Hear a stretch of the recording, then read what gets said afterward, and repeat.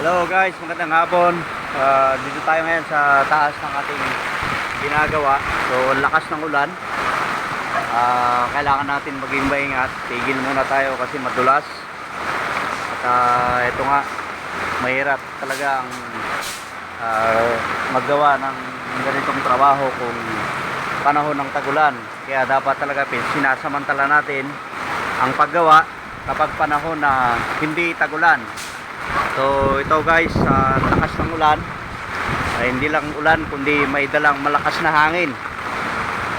So pansamantala, tigil muna natin ating ginagawa. Yan, ito yung paligid natin na mga kapitbahay natin dito. Yan. So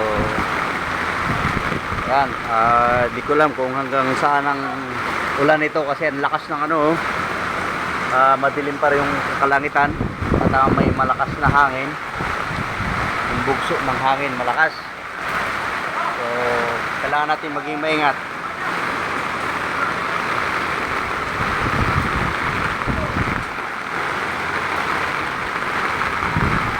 So yan, tinatawag, sinabay pa yung, hindi ko pa naman sinabing umorder sila ng simento, pero umorder pala yung may-ari ng simento. Yan, kaya mahirap kung mabasa yung semento. So yan guys, ito ganyan yung paligid natin dito. Yan, yun yung poste na malaki na yun, yun po yung ginagawang magiging skyway. Karugtong po yan ng daan na papuntang airport ng Bulacan. So yan guys,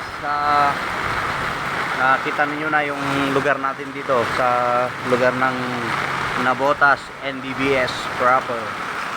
So pansamantala, papaalam po muna tayo.